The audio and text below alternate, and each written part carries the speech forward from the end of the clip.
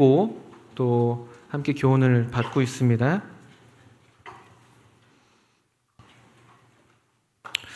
보통 부모님들은 자녀들한테 똑같은 말들을 많이 하십니다. 그리고 그 말들이 때로는 그냥 잔소리처럼 들릴 때도 있고 또 때로는 좀 다르게 들려올 때도 있는데 부모님들의 마음이 그러시죠. 자녀가 크든 어리든 간에 자식들을 향한 그 마음이 변치가 않으셔서 항상 그런 염려하는 마음으로 되게 이제 비슷한 말씀들, 운전할 때 운전 조심해라, 또 밥을 잘 챙겨 먹어라, 또 좀 건강을 잘 챙겨라, 등등등 이런 얘기들을 하십니다. 똑같은 얘기들, 특별한 얘기들이 별로 없죠. 또 우리 한국 문화에서도 이렇게 좀 자식과 부모 간의 이렇게 대화가 이렇게 좀 원만한 편이 그런 어떤 가족 문화랄까요? 또 가족의 어떤 그런 대화를 그런 식으로 경험하는 시간들이 많지는 않았던 것 같습니다. 되게 우리 부모님들은 많이 바쁘셨고 또 어떤 그 책임을 다하시느라고 수고가 많으셨고 그래서 이 자녀들과 대화하는 법이 그렇게 많지는 않으셨던 것 같습니다.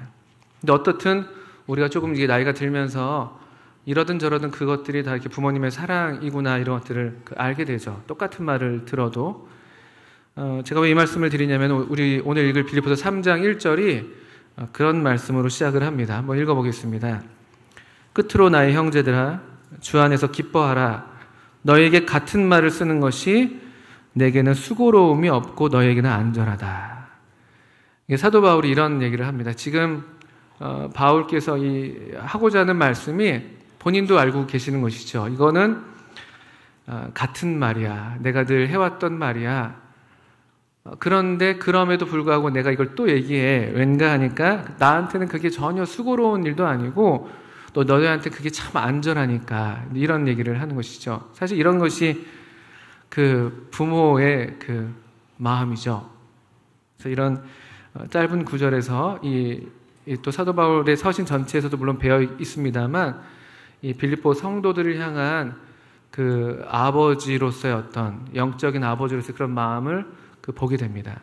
그래서 제가 조금 아직 한참 멀었습니다만 조금 그래도 이제 머리가 물론 날 때부터 컸지만 좀 더 머리가 커가면서 좀 아는 것은 어른들이 똑같은 말을 반복하시는 게 그걸 과거에 하셨던 말씀인 걸 몰라서 잊어버려서 또 하시는 게 아니다. 제가 그거 하나 배웠습니다.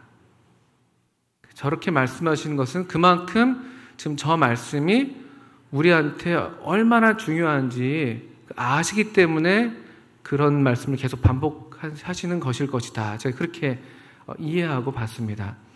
물론 때때로 좀 피곤할 때는 있습니다. 항상 똑같은 말씀을 하시면은 저는 항상 운전을 하고 다니고 부모님은 항상 운전 조심해라 말씀하시고 저는 항상 제때 밥을 먹으려고 하고 부모님은 항상 밥을 잘 챙겨 먹어라 이런 얘기를 하시고 하시는데 근데 그런 것들이 우리가 사랑인 걸 알고 있습니다.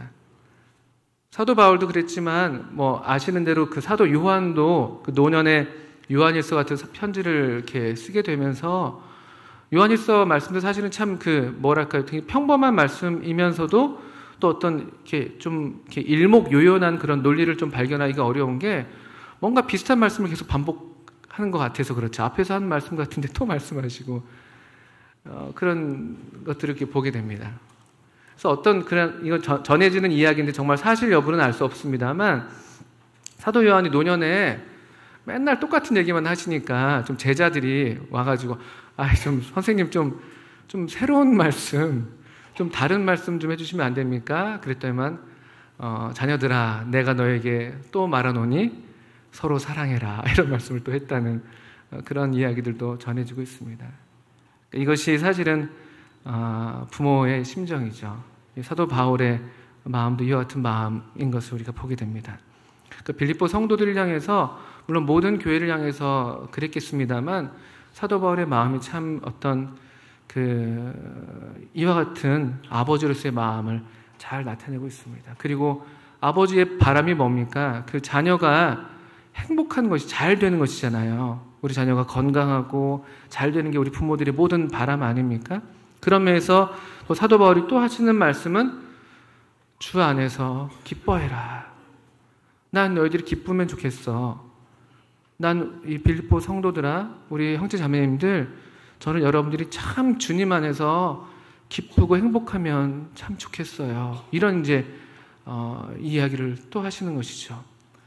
여기서 같은 말을 쓰는 것이 이 앞에 나와 있는 주 안에서 기뻐하라는 말씀일 수도 있고, 또는 2절 이후에 나오는 그 말씀일 수도 있습니다. 어떻든 간에 사도 바울 이 형제님의 마음에는 주 안에서 기뻐하기를 바라는 이 빌립보 성도들이 그런 마음, 또 2절 이후에 나온 것처럼 이들의 안전을 위한 말씀이라고 할 때에는 이들이 어떻게 무엇을 삼가야만이 정말 이 주님 안에서 기쁨을 잃지 않고 또 행복한 삶을 살 수 있겠는지, 그 같은 경고의 말씀으로도 우리가 받을 수가 있습니다. 주 안에서 기뻐하라. 이 말씀은 지금 빌립보에서 계속 반복되는 말씀이기도 합니다. 그리고 말씀드렸습니다만 이것이 그 교회를 향한, 또 성도들을 향한 아버지의 마음인 것이죠. 저는 그렇게 믿습니다. 하나님 아버지께서 우리가 주님 안에서 주님으로 말미암아 또 아버지를 즐거워하고 기뻐하고 그래서 행복해하는 그런 우리들의 모습을 하나님 아버지는 얼마나 기뻐하실까. 그런 믿음이 제게 있습니다. 우리가 물론 주님을 위해서 이것도 하고 저것도 하고 또 죽음에 이르도록 충성하고 순종하고 이런 삶이 물론 소중한 것인데, 근데 그것이 만약에 기쁨이 없는, 너무 내 자식이 나를 섬기겠다고 정말 죽도록 고생하는데 마음에 하나도 즐거움이 없고 기쁨이 없고 그냥 고생하고 그런 모습을 바라보는 부모가 그 자식의 수고로 정말 만족해할 수 있을까요?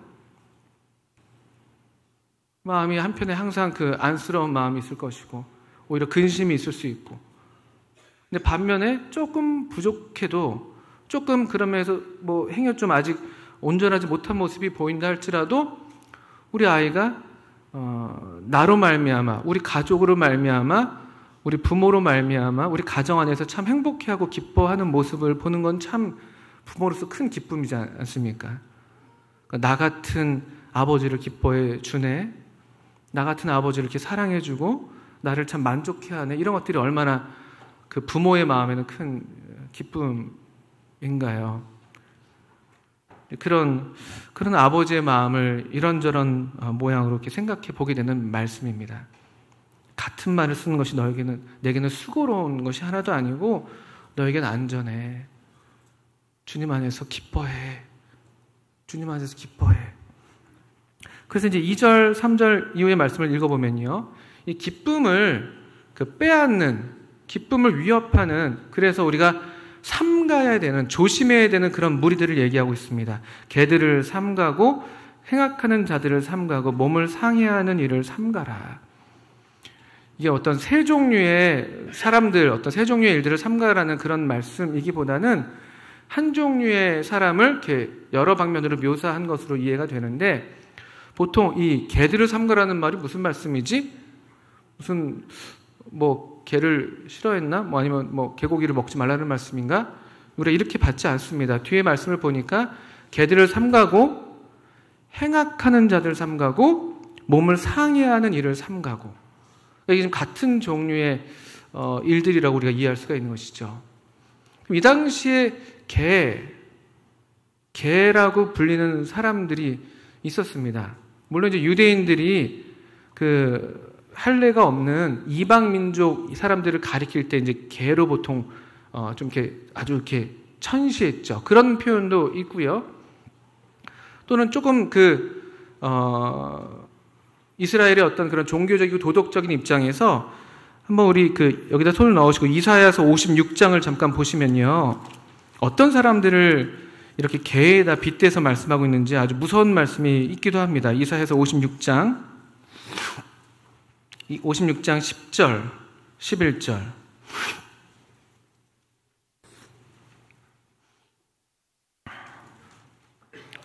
이스라엘의 파수꾼들은 맹인이요 다 무지하며 벙어리 개들이라. 짖지 못하며 다 꿈꾸는 자들이요 누워있는 자들이요 잠자기를 좋아하는 자들이니 이 개들은 탐욕이 심하여 족한 줄을 알지 못하는 자들이요 그들은 몰지각한 목자들이라 다 제 길로 돌아가며 사람마다 자기 이익만 추구하며. 그러니까 이스라엘 사회에서 개는 좀 이렇게 부정한 동물이었던 것이거든요. 그래서 신명기 23장 같은 경우에서는 하나님께서 받지 못하시는 제물로서 개 같은 자들의 소득 이렇게 표현했는데, 그걸 다른 번역으로는 개를 판 값으로는 제물로 드리지 말아라 이런 말씀도 있을 정도입니다. 그러니까 개는 아주 좀 이렇게 천시받는 좀 불결한 그런 동물로 여겨지고 있었는데, 그게 당시 우리 이사야서 56장 읽으신 대로 어떤 잘못된 거짓된 목자들, 몰지각한 목자들, 자기 이익만 추구하는 그런 목자들을 빗대서도 이 개에다 빗대고 있습니다. 또 좀 더 가까운 어떤 성경 베드로 후서 같은 경우에서는 이런 거짓 교사들, 거짓 선지자들, 그래서 자기의 더러운 행위로 또 돌아가는 그런 어떤 거짓 선지자들을 가리켜서도 개라고 얘기하고 있습니다. 개에다 빗대서 얘기하고 있습니다. 그런 면에서 볼 때 이 2절 말씀은 우리 성도들이 주님 안에서 누리는 참된 기쁨을 빼앗아가는 그런 위협적인 어떤 존재, 누군가 하니까 무엇인가 하니까 그 거짓된 교사들을 얘기하는 것 같습니다. 그들의 동기를 보면, 또 그들의 행하는 걸 보면 행악하는 자들이라고 두 번째에서 얘기하고 있죠. 동기가 악합니다. 그래서 그들이 사실은 좋아 보이고 겉으로 볼 때 뭔가 괜찮아 보이는 것 같은 일을 한다 할지라도 사실은 그것은 악행인 것이죠. 악인 것이죠. 그래서 고린도후서 2장 같은 말씀에 하나님의 말씀을 혼잡하게 하는 그런 수다한 어떤 거짓도 그 종들이 묘사되고 있지 않습니까? 그런 사람들. 여기 아까 이사야서 56장 같은 경우에서도 자기 이익만 추구하는, 그러니까 겉으로는 뭔가 이렇게 경건해 보이고 뭔가 열심히 있는 것처럼 보이는데 그 내면에 있어서 이 행악하는, 자기 이익을 추구하는, 또 말씀으로 어떤 이익을 삼으려고 하는 그런 어떤 존재들, 개들입니다. 또 그들의 이제 중요한 특징이 뭐냐 보니까 몸을 상해하는 일을 한다는 것이죠. 그리고 옛날 성경에는 이것이 개역 한글에는 손할례당이라고도 번역했었습니다. 그러니까 자기 몸을 손할례당이 손으로 하는 게 아니라 이렇게 어떤 파손, 어떤 그 손상 이런 그 한자거든요. 그러니까 자기 몸을 막 이렇게 해치는 거예요. 그게 경건이라고 생각하는 것이죠. 어떤 그런 종류의 금욕주의면 금욕주의고, 어떤 의식주의면 의식주의. 예를 들면 이제 열왕기상 18장에서 16장인가요? 그 엘리야랑 그 바알 선지자들이 대결하지 않습니까? 그때 이제 그 바알 선지자들이 이 바알 선지자를 깨우려고 하는 일들이 막 몸을 막 스스로 해야 하는 그런 일들을 했잖아요. 그러면 더 바알 신이 좀 더 감동하고 더 좀 우리의 기도를 들으실 거야. 이런 종류의 어떤 그 잘못된 종교 체계를 갖고 있는 사람들. 아마도 그런 걸 볼 때, 그래서 이 3장 2절에 나오는 사람들은 그 당시에 여기저기에서 이 하나님의 교회를 항상 어지럽혔던 그 유대주의가 아니었겠느냐, 이제 그렇게 보통 이해를 합니다. 그들은 아주 훌륭한 종교인처럼 보이죠. 아주 열심히 있고 막 스스로 이것도 하고 저것도 하고 자기를 해야 하는 그런 정도의 어떤 수준까지 그런 경건을 추구하는 것 같은. 그런데 그 근본을 살펴보면 그들은 사실은 자기의 이익을 추구하는 사람들이고, 이 교회의 기쁨, 성도의 기쁨을 도모하는 데 관심 있는 게 아닌 것이죠. 그러니까 이런 종류의 가르침이 들어오면 우리 안에 기쁨이 깨어지게 됩니다. 깨어지게 됩니다. 참 이 기쁨이라는 감정, 우리의 정서가 사실은 얼마나 이게 그냥 단순한 감정적인 문제가 아니라는 것이죠. 이 교리, 이 진리와 아주 밀접하게 관련되어 있습니다. 참된 진리가 참된 어떤 감정을 이렇게 양산해 내는 법입니다. 여기 그래서 이런 종류의 사람들을 삼갈 것을 이렇게 말씀하고 있습니다. 그것이 이렇게 또 얘기하는 것이 바울에게는 수고로움이 없는, 또 똑같은 말이라 할지라도 그 형제들을 향한 사랑이었고 돌봄의 마음이었고 그들의 안전을 지켜주기를 원하는 그런 마음이었습니다. 그래서 2절에 대비돼서 3절에 그런 이제 소위 할레파, 유대인, 우리만이 정말 참된 하나님의 백성이라고 자부하는 그런 잘못된 사람들이 있었다면은 3절에 얘기합니다. 그렇지 않아. 하나님의 성령으로 봉사하는, 또 그리스도 예수로 자랑하고 육체를 신뢰하지 않는 우리가 곧 할레파야. 그러니까 그 2절에 그 사람들이 아마 할레파로 자부하던 그 사람들이었을 것으로 우리가 짐작할 수 있는 것이죠. 근데 그렇지 않다는 것입니다. 할레파라는 게 여기서 지금 뭐 우리가 정말 뭐 참 이스라엘이다 이런 측면이라기보다는 할례가 갖고 있는 의미이죠. 할례는 하나님께서 그 아브라함에게 주신 그 예식이었습니다. 그래서 그것을 통해서 중요한 메시지는 뭐냐면요, 내가 너희들의 하나님이 될 것이다. 너희는 나의 백성이고 내가 너희의 하나님이 된다. 이것이 이 언약, 할례 언약의 핵심 메시지입니다. 그런 면에서 누가 정말 참된 하나님의 사람이냐, 하나님은 과연 누구의 하나님이 될 것인가라고 할 때 이 2절에 나오는 이런 사람들이 아니라 스스로 할레파임을 자부하면서 사람들로 유대교로 어떤 뭔가 개종시키려고 하는 그런 움직임은 초대교회에 항상 있었던 가장 큰 어떤 그 갈등 요소였고 큰 위험이었거든요. 사도행전 15장에서부터 봤던 것처럼. 근데 그렇지 않다는 것이죠. 누가 그러면 참된 하나님의 백성이냐?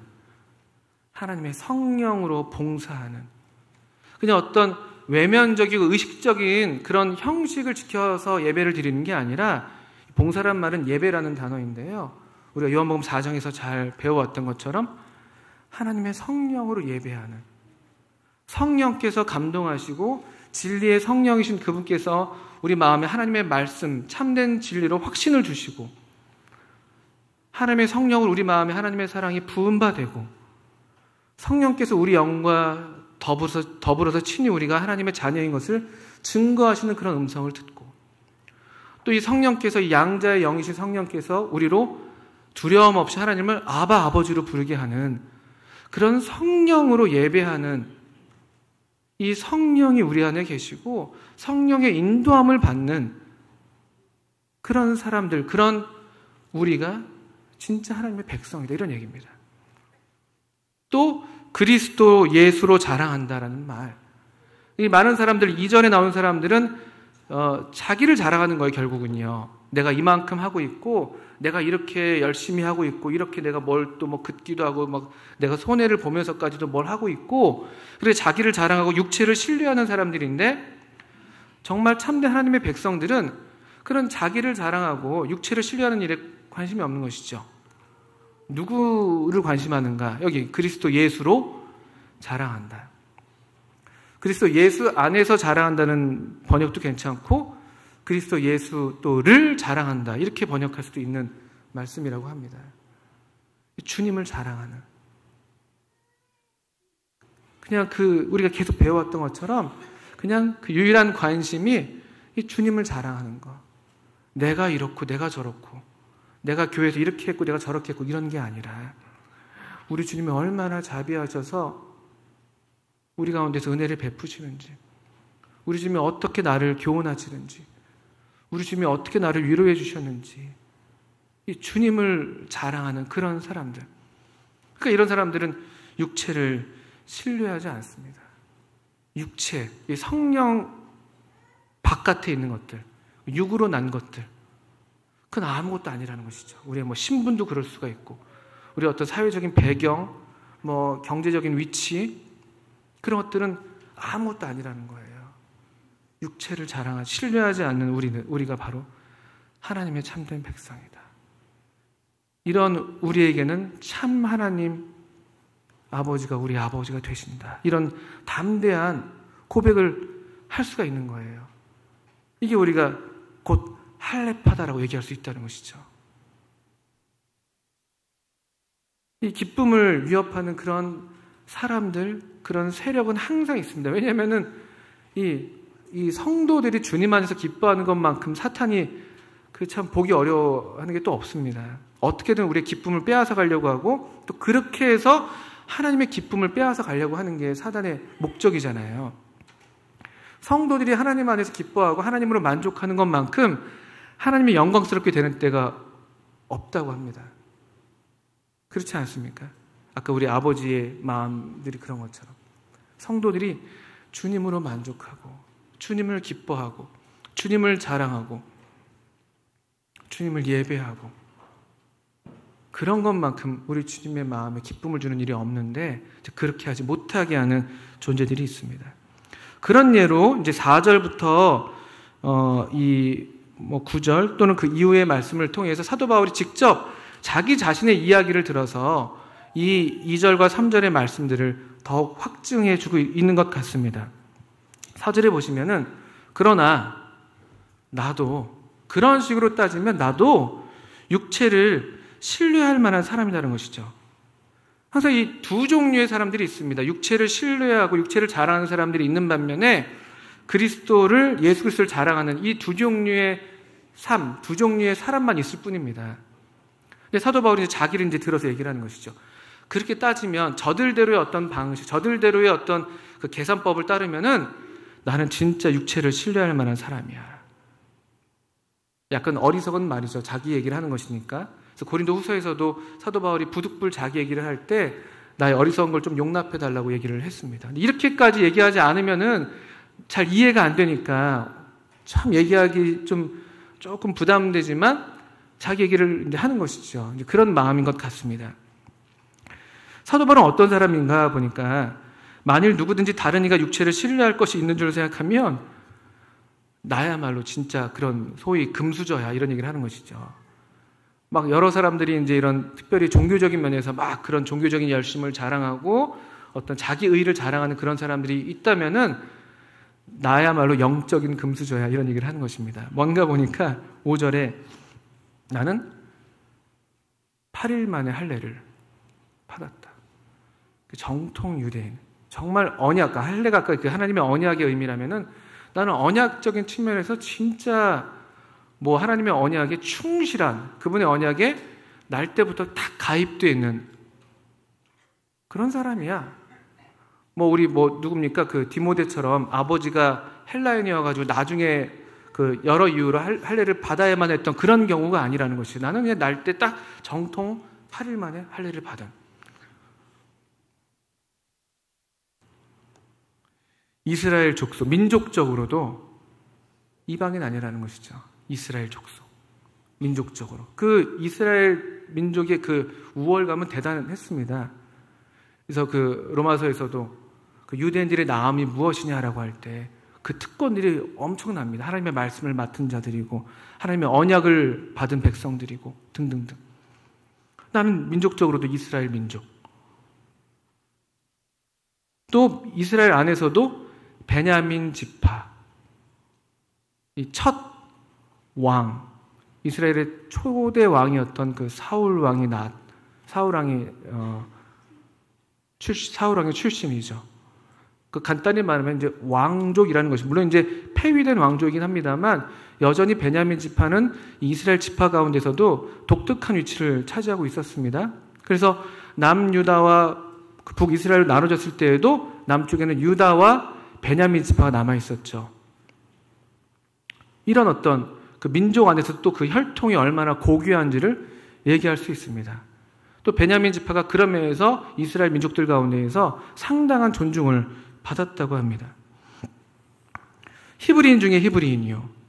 어떤 혈통의 그 순수함, 이렇게 혼혈 이런 게 아니고 정말 우리 집안은 왕족 집안으로 이렇게 전혀 아무것도 섞이지 않은 우리는 계속 대대로 이씨 전주희 씨랑 그 무슨 민 씨입니까? 우리는 계속 그렇게 내려왔어서 이런 얘기를 하는 것이죠. 우리 중에 그런 분들이 계시기도 합니다만 제가 알고 있습니다. 우리 그 왕실 집안 분들 몇 분 계십니다. 어떤 이런 얘기를 하는 것입니다. 이제 율법으로는 어떻습니까? 종교적인 의미에서는 바리새인이라는 거예요. 이 바리새인 파는 사도행전 26장에서 바울이 직접 자기 간증을 할 때 가장 엄한 파입니다. 그러니까 이스라엘이 유대교 중에서도 뭐 우리 바리새파 있고 사두개파 있고 뭐 또는 뭐 에센파 이렇게 막 있고 그러지 않습니까? 근데 그 중에서도 가장 아주 엄격하기로 유명한 엄한 파라고 알려져 있는 나는 그런 바리새파, 바리새인. 그러니까 좋은 그러니까 여기선 좋은 의미라고 해야 할까요? 그런 의미에서 자랑할 만한 얘기가 되는 것이죠. 그냥 웬만한 유대교인보다도 더 아주 이렇게 엄격한 그런 그 순종을 하는. 그래서 그런 면에서 볼 때에도 또 열심으로는 그런 어떤 종교적인 열심을 따지니까 교회를 박해하는 자. 우리 아시는 것처럼 사도행전에서 사도 바울만큼 정말 그 교회를 박해하는 일에 앞장섰던 사람이 드러지지 않습니다. 살기가 등등했다. 얼마나 열심히 특출했는지 아예 그 유대인 지도자들한테 가서 공문을 받아오죠. 내가 다메섹까지라도 가서 거기서라도 내가 이 예수 믿는 사람들 다 잡아드리겠습니다. 그렇게까지 안 해도 돼요. 예루살렘에도 지금 얼마나 박해할 일이 많은데 일부러 출장을 자처하는 거예요. 출장을. 남들 안 가는 출장을 나 출장 가겠습니다. 공문 써주십시오. 그래서 막 그런 열심으로 교회를 박해하던 자. 열심에도 누구한테도 뒤지지 않는 율법의 의로는 흠이 없는 자다. 그러니까 율법의 어떤 요구들이 있지 않습니까? 이 바리새파로서 유대인으로서 히브리인으로서 이스라엘 민족으로서 율법의 요구들이 있는데 그 요구에 비춰봐도 자기는 도덕적인 삶에 있어서 외면적인 삶이었겠습니다만 전혀 흠잡을 데가 없는 아주 철저하게 율법을 준수하는 그런 사람이라는 것을 지금 얘기하는 것입니다. 그러니까 얼마나 지금 만약 육체를 자랑할 만하면 나야 나 이런 얘기를 하는 것이죠. 누가 지금 이 잘하는 사람들이 있어? 그래서 너희들에게 와서 자꾸 뭔가 이제 좀 이상한 가르침을 주고 있어? 뭐 육체를 신뢰하는 사람들이야? 자기를 해야지만 하나님이 기뻐한다고 생각하는 그런 사람들이야? 또 그 동기가 뭔가 자기의 어떤 이익을 추구하는 그런 사람들이야? 귀 기울일 필요 없어. 그들을 따라가면 기쁨을 잃어버려.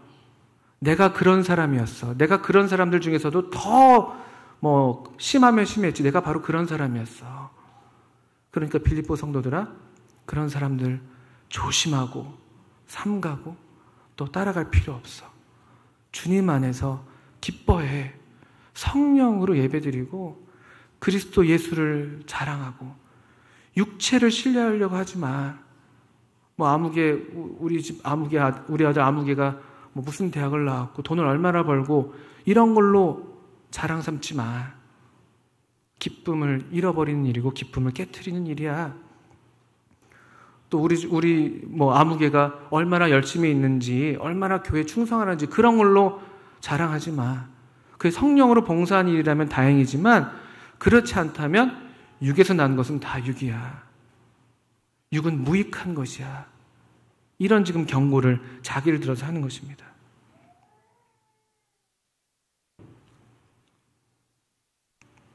그래서 7절에 이와 같은 자신의 경험을 사도 바울이 이제 회상하면서 그가 어떤 결론을 내렸는지를 아주 확실하게 보여줍니다. 그러나 무엇이든지 앞에 열거됐던 그런 것들이겠죠.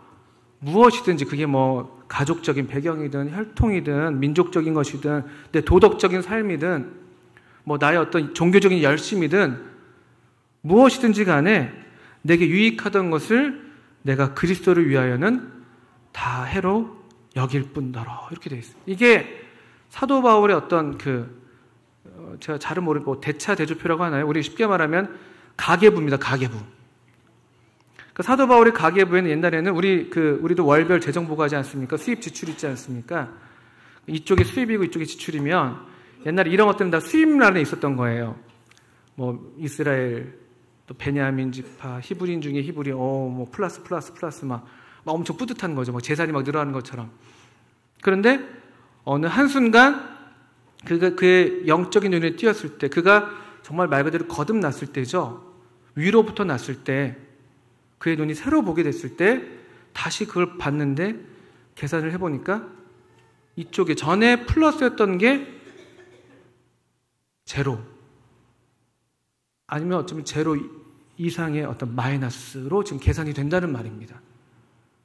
그 전에는 사실은 마이너스는 뭐냐면 그리스도죠. 예수. 이 이단 괴수. 아주 마이너스예요. 저는 이게 마이너스였는데, 이거 있으면 우리 유대교가 아주 참 이렇게 수치스러운 일이 되는 것이고, 막 이런 어떤 마이너스 요소였는데, 새로 눈을 떠보니까 전에 이 마이너스였던 게 완전 대박 상품, 막 이렇게 되는 것이죠. 이런 계산을 하게 됐다는 겁니다. 여기 지금 7절 하반부에 해로 여길 뿐더러라고 되어 있지 않습니까? 여기다라는 말이 이런 어떤 계산, 경제 용어라고 합니다. 회계정부의 어떤 탁탁 회계를 맞춰서 딱 그 기록하는. 이 전에 그렇게 자기한테 플러스라고 생각했던 바로 그것들이 주님 안에서 들어오니까 이건 영도 아니고 오히려 해가 되는, 나한테 도리어 어떤 손실을 가져다 주는 그런 일들이었구나. 왜 그런가 우리 뒤에서도 좀 더 이해할 수 있습니다만, 이 정말 참된 부요, 참된 어떤 가치인 그리스도를 얻는데 이것들이 방해가 됐으니까. 그래서 그걸 계산을 그렇게 하는 것이죠. 이게 잘못된 계산인가요? 옳은 계산입니다. 이 말씀을 읽는데 우리 얼마 전에 주님께로 가신 함성원 형제님의 간증을 우리가 떠올리지 않을 수가 없습니다. 그분이 그 건강하던 그 시간들을 해로 여기셨었잖아요. 그리고 오히려 이런 질병을 얻었는데 그것으로 인해서 얼마나 기뻐하셨어요. 당신은 하나도 괜찮다고. 내가 이 질병이 아니었으면 주님을 얻지 못했을 텐데. 이런 계산이 나오는 거잖아요. 이런 계산. 이거는 확실한 계산입니다. 틀림이 없는 계산입니다. 이 3장 7절에 이 해로 여길 뿐더러에서 이 단어는 간단히 말하면 이제 옛날 얘기를 하는 것입니다. 이게 완료 시제라고 되어 있는데 어쨌든 간에 옛날 이야기입니다. 한번 그렇게 계산이 된 거예요. 아마 그가 거듭났을 때 그런 계산이었을 것 같아요. 그 다메섹 도상에서 그 영광스러운 빛을 통해서 부활하신 예수님을 만난 다음에 그가 다시 보게 된지라고 사도행전 9장에 나와 있는데, 그 말은 새로 보게 됐다 또는 위로부터 보게 됐다 이런 말이기도 하거든요. 그 영적인 눈이 띄었을 때 한 번 그런 계산을 했던 것이죠. 이 내 열심, 그동안의 이 내 삶이 이건 해였어, 손해였어. 내가 이제야 예수님을 알게 됐구나. 이런 계산을 한번 했었다는 얘기입니다. 7절은. 근데 8절 보시면, 또한 모든 것을 해로 여김은 내 주 그리스도 예수를 아는 지식이 가장 고상하기 때문이라. 내가 그를 위하여 모든 것을 잃어버리고 배설물로 여김은 그리스도를 얻고 그 안에서 발견되려 함이니.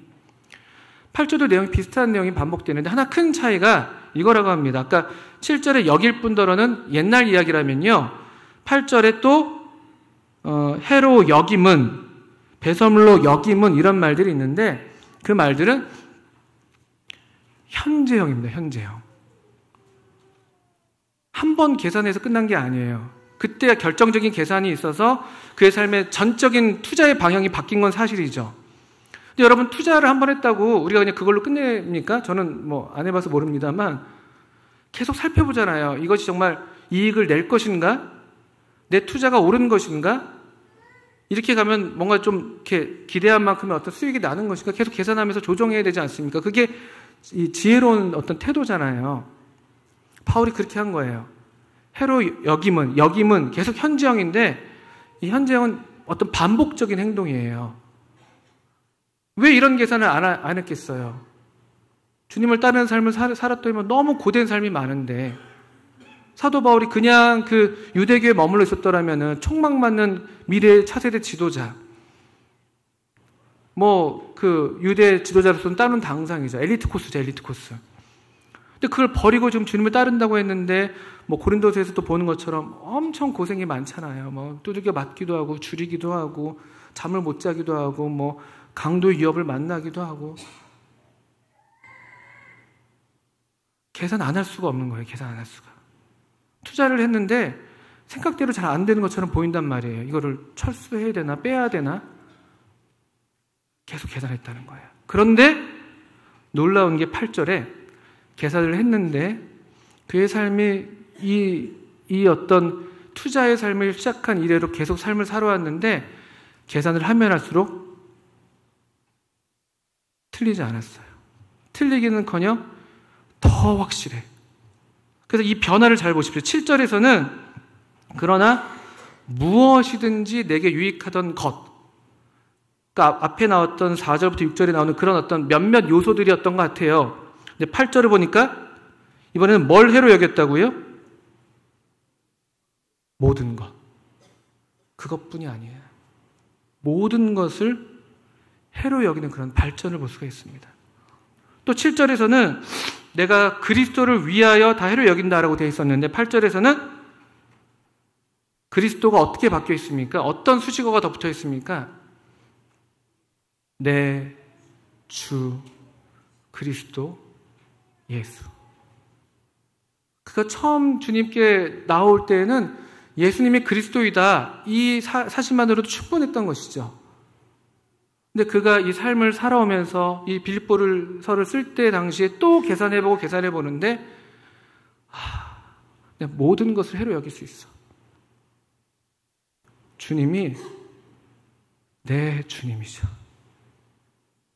주님이 내 주님이야. 내 주 그리스도 예수를 아는 지식이 가장 고상하다. 이렇게 결론을 맺고 있어요. 그의 계산이 틀리지 않았습니다. 아주 현명한 계산을 하고 있는 것이죠. 우리 어떻습니까? 우리의 삶에도 이와 같은 진보가 나타나고 있습니까? 주님을 알아오신 지 얼마가 되셨든지 간에 우리 주님은 우리가 이제 더욱 내 주 그리스도 예수라고 말할 수 있는 그런 영적인 어떤 진보와 발전이 있습니까? 전에는 그냥 하나, 두 개 정도 이렇게 주님을 위해서 희생하는 거 조금 아깝기도 하고 그랬었는데 지금은 더 드리고 싶은데, 더 버리고 싶은데 버리지 못해서 안타까워하는 그런 우리 마음에 또 어떤 영적인 생명의 그런 성장이 있냐는 것이죠. 이 사도 바울은 담대하게 아주 단언하고 있습니다. 7절에서 그 과거 얘기를 했다면 8절에서 모든 것을 해로 여김은 내 주 그리스도 예수를 아는 지식이 가장 고상하기 때문이다.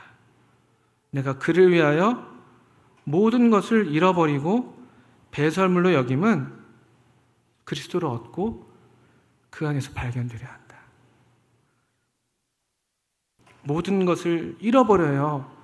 그리스도인의 삶이, 주님을 따르는 삶이 어떤 면에서는 우리한테 어떤 손실을 가져다주는 어떤 상실의 아픔이 있기도 해요. 근데 그럴지라도 괜찮다는 것이죠. 그걸 내가 버릴지라도 이 더 가치 있는 게 있으니까, 이게 얼마나 고상하고 얼마나 풍성하고 얼마나 완전하고 얼마나 부유한지 아니까 기꺼이 이것들을 버릴 수 있는 것이에요. 마치 그 극히 값진 진주 하나를 발견했던 사람이 자기의 소유를 다 파는 것처럼 그 행동이 틀린 행동이 아니라는 것이죠. 그 계산이 맞는 계산이죠. 그리고 그걸 이제 배설물로 여깁니다. 배설물로. 우리식으로 말하면 똥입니다. 똥. 아주 완전히 뒤로 하고 완전히 뒤로 하는 것이죠. 우리 중에 누가 이 정화조에 들어가서 아이고 아까운 것 하면서 다시 들어가서 그걸 뒤지는 분 계십니까? 더러운 데 찾아가셔서 아이고 내가 그때 그렇게 좀 이렇게 뒤로 내보냈는데 생각해보니까 아까워. 다시 좀 다시 어떻게 해? 그 이상한 짓이잖아요. 사도 바울 형제님께는 계산이 끝났습니다. 왜 이런 계산을 할 수가 있었냐? 내 주 그리스도 예수를 아는 지식이 가장 고상하고 그분의 삶의 목표, 그리스도를 얻는 것. 이분이 너무 귀하시니까, 이분으로 너무 충분하니까 이분을 더 얻으면 더 얻었지, 내가 이분을 얻는 일에 방해가 되는 어떤 게 있다면 난 그건 다 해로 여긴다는 것이에요. 손실로 여긴다는 거예요. 왜냐하면 그분을 얻는 기회를 빼앗아 가니까. 그 내 삶의 풍족함이 주님을 추구하는 일에 좀 더 방해가 될 것 같으면은 풍족함을 버리는 그런 일들, 주님을 얻는 일에 방해가 되는 것들을 버리는, 그게 손실이니까, 주님을 얻는 걸 방해하니까. 그리고 그분 안에서 발견되려 한다. 그걸로 그걸로 충분한 거예요. 주님 안에서 발견되는 거. 내가 어디 무슨 학벌에 기대서 나를 얘기하는 게 아니라, 어떤 가문에 기대서 나를 얘기하는 게 아니라, 어떤 교회에 속해 있다고 그거에 기대서 나를 얘기하는 게 아니라, 주님 안에 있는 나, 그게 얼마나 충분한지,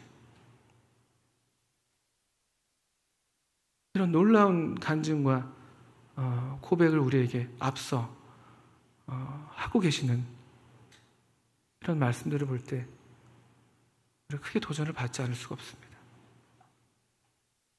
우리는 무엇을 가장 고사한 것으로 여기고 있습니까? 무엇을 우리의 부로 삼고 있습니까? 우리가 지금 찬양 시작할 때 불렀던 찬송 중에 만물보다 귀한 주님을 제가 택했었는데, 여기 영어 제목으로는 이렇게 되어 있습니다. Give me Jesus, take the world. 실제로 Give me Jesus라는 찬양이 있기도 합니다. 나에게 주님을 달라. 세상 다 가져가도 된다. 난 주님만으로 충분하다.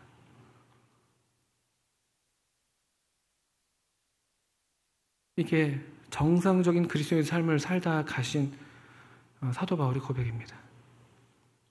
정상적인 그리스도의 삶이라고 말씀을 드립니다. 왜냐하면 주님만이 가장 고상하시기 때문에, 그분을 아는 지식이 곧 우리의 생명이기 때문에, 그분을 더 많이 경험적으로 또 친근하게 알고 배우고 누리면 누릴수록 우리의 참된 생명은 더 부유해지는 것이기 때문에, 뭘 더 소유하고 안 소유하고 이런 문제가 아니라는 것이죠. 우리 성도님들, 이런 계산을 끝내셨습니까? 또 계속 이런 계산을 해 가실 때, 매일매일 해 가실 때, 내 주 그리스도를 예수를 아는 지식이 가장 고상하다. 이렇게 또 매일매일 우리의 그 가계부에, 우리 인생의 가계부에 그렇게 매일매일 마감을 지으실 수가 있겠습니까? 우리가 즐겨 부르는 찬송 중에 내 주 되신 주를 참 사랑하고로 시작하는 찬송이 있습니다. 여러분 아시겠습니다만, 거기에 숨질 때라도 내 할 말씀이 이전보다 더욱 사랑합니다.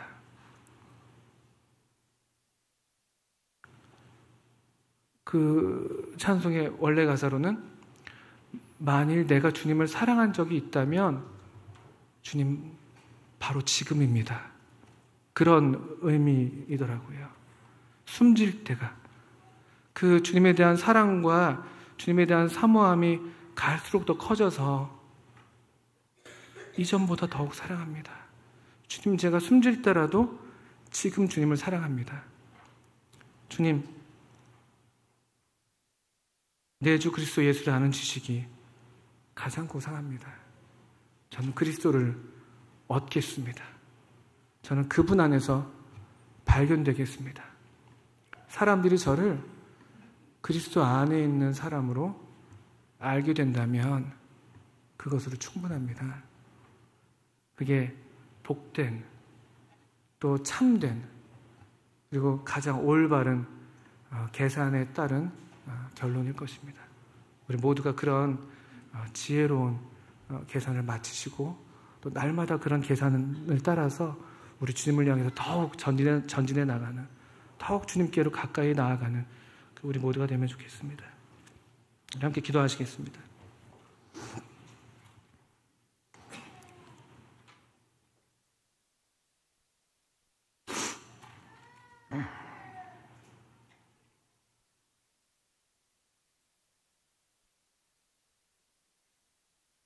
하나님 아버지, 저희들로 하나님 말씀을 열어볼 때마다 참 성령께서 도우셔서 참 영광스럽고 참 부유하신 우리 주님을 발견하고 또 뵙게 해주시기를 기도합니다. 그래서 우리 모두가 또 저 자신이 주님을 더욱 알고 또 그래서 주님을 더욱 사랑하고 사모하는 이런 참 기쁨을 또 이 참 참된 복을 더욱 풍성하게 누릴 수 있게 주님 우리 모두를 도와주세요. 예수님의 이름으로 하나님 아버지께 기도합니다. 아멘.